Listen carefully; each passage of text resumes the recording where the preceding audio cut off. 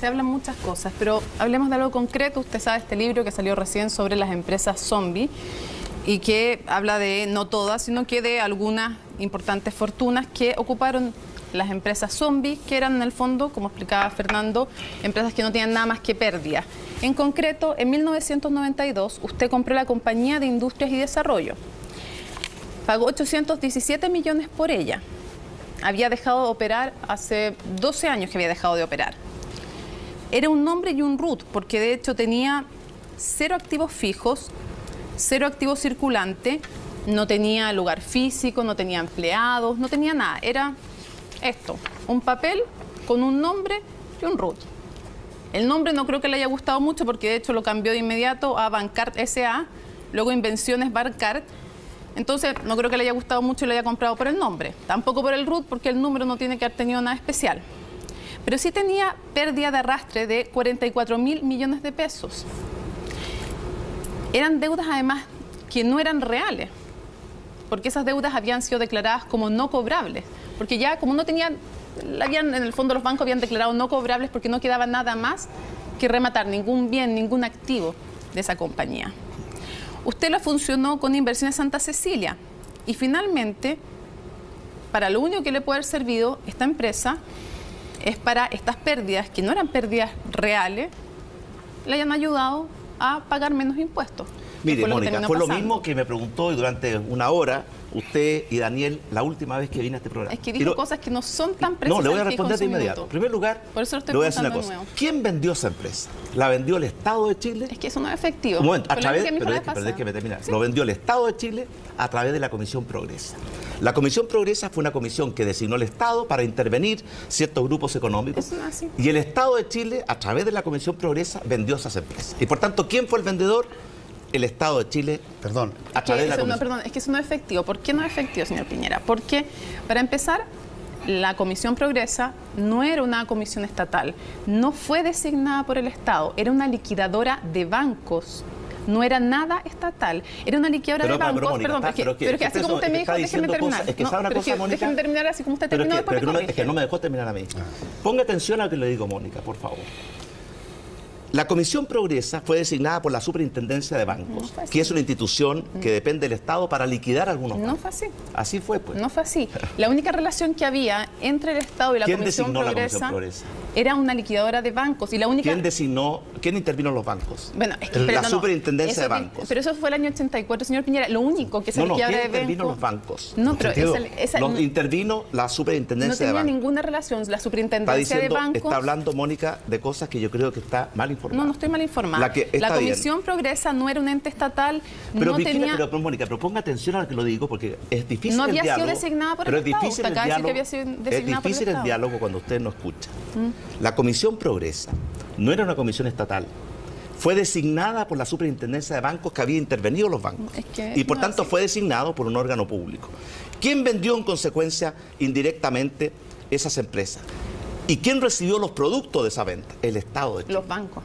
Los bancos que estaban intervenidos por el Estado de Chile. Ya a esa altura no estaban intervenidos por el Estado de Chile. Por supuesto que estaban intervenidos. Tenían que reportar, fue en los años 90, no en el 84. Y lo único que tenían que hacer los bancos era reportar ciertas cosas. Mire, déjeme decir una cosa. Si usted tiene, déjeme decir, este es un tema que es reiterativo con Mónica y se lo quiero aclarar de una vez por todas. Esa operación, el vendedor fue la Comisión Progresa, que había sido designada por la Superintendencia de Bancos, que había intervenido los bancos. ¿Quién recibió la plata producto de la venta? Los bancos, que en ese instante no tenían dueños, sino que indirectamente eran propiedad del Estado porque el Estado los había intervenido. Los dueños estaban fuera. Tercero. En los años 90 ya no estaban. Los dueños estaban fuera. Usted lo compró en 1992. Eran los bancos que vendieron esta empresa, eran los ex Banco Santiago, ex Banco de Chile, cuyos dueños ya estaban fuera. Y por lo tanto, lo que existía en ese instante era una comisión que los tenía intervenidos. Pero además... aparte, para comprar las pérdidas, ¿para qué compró usted esta empresa? Que era solo un nombre y un RUT. No, era mucho más que eso. ¿Qué tenía? Era mucho más que eso. Una empresa que tenía 100 años de historia. ¿Pero qué tenía en concreto materialmente? No tenía empleados, no tenía activos fijos ni activos circulantes. ¿Para qué servía la empresa? Es la pregunta. Era una empresa que tenía 100 años de historia. ¿Qué tenía y además, físicamente? Esta operación se informó al Servicio de Impuestos Internos. Pero la pregunta es, ¿por qué la conoció? Pero es que me termina. ¿Por qué valía 817 millones de pesos? Pero un momento, hacen preguntas a ustedes con afirmaciones equivocadas y no dejan responder, lo cual no me parece correcto. Para poder hacer esa operación, ¿cierto? Impuestos Internos tuvo que aceptarla. Y Impuestos Internos aceptó algunas cuando la pérdida era real y rechazó otras cuando la pérdida provenía de corrección monetaria. En el caso nuestro, eso fue aprobado por el Servicio de Impuestos Internos. Y por tanto, si uno hace algo en forma transparente, informa a Impuestos Internos aprueba la operación. Además, el producto de la venta lo recibe el propio Estado. No el propio Estado no puede, lo reciben los bancos que estaban intervenidos por el Estado, Mónica. En el año 92 no. Estaban intervenidos por el Estado, los dueños ya estaban absolutamente... le pidió rectificar, de hecho, y usted tuvo que pagar 216 millones los dueños de los bancos. Los dueños de los bancos estaban totalmente fuera. Y por lo tanto, este es un tema que lo hemos discutido mucho. Pero la pregunta de fondo es, ¿para qué compra una empresa que tiene una característica nada? Si usted me dice, es que tenía 100 años de historia, yo quería hacer un memorial, quería colocarla, no sé, una placa ahí en donde siempre estuvo en 100 años. No está. ¿Para qué sirve la empresa? ¿Para qué le sirvió comprar? Porque era una empresa que tenía 100 años de historia, que lo vende indirectamente el Estado de Chile, que hace una oferta pública, publicaron en los diarios que se vendía esta empresa, y por tanto estaban llamando a compradores y muchas empresas chilenas. ¿Por qué usted decidió comprar? Y muchas empresas chilenas, cada una tendría su razón, decidieron comprar. ¿Cuál es la suya? Porque nos parecía que era una empresa atractiva para poder renovarla y resucitarla. Pero si tenía un root y un nombre, que era lo atractivo.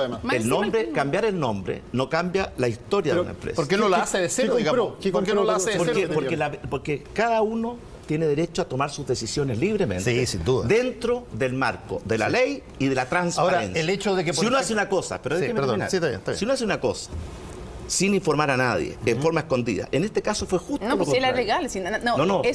Nadie ha dicho que sea ni escondido ni ilegal. Mónica, el hecho que sea legal, que usted lo da por descontado, es muy importante. Por supuesto. Pero no solamente fue legal. Se informó a Impuestos Internos tuvo que aprobar la operación, después se discutió, ¿cierto?, cuáles eran los impuestos a pagar. Y ahí, como en tantos casos, hay discusiones. 216 millones de pesos tuvo que pagar, Mónica, y no tuvo que pagar más porque lo anterior, desde antes del 2001, ya estaba prescrito. Si no hubiera tenido que pagar 2.800 millones. En fin, yo veo... La fuerza de tarea del Servicio de Impuestos Internos. Veo claramente, Mónica, que usted tiene con esto una verdadera explicación. Luego, así, ¿qué ocurrió? Cuando se discute cuáles son los impuestos a pagar, muchas veces, y es parte de una democracia, porque Impuestos Internos no es una dictadura, uno le puede discutir a Impuestos Internos. Impuestos Internos analiza y finalmente resuelve. Y uno tiene dos opciones: o acepta o puede ir a los tribunales de justicia. Señor Piñera, para zanjar el tema, para quedar absolutamente claro, usted compró esa empresa porque esa empresa le iba a permitir, dentro de la legalidad, pagar menos impuestos. No, compramos esa empresa porque pareció una operación atractiva, legal, transparente. ¿Por qué era atractiva la operación? Me está hablando de algo que pasó hace ¿cuánto tiempo atrás? 20 años atrás. Pero que es la creación de Bancar. 20 años atrás. Y por lo tanto, le insisto a usted, Daniel, pero déjeme contestar. Daniel Matamala, este tema lo discutimos una hora en mi último programa. No lo discutimos una hora y además que dio respuestas que no son efectivas. Me dijo, por ejemplo... pero Mónica, usted no es, ¿cierto?, el oráculo de la verdad. No, claramente. ¿De acuerdo? Y por eso usted me pregunta a mí, yo le respondo.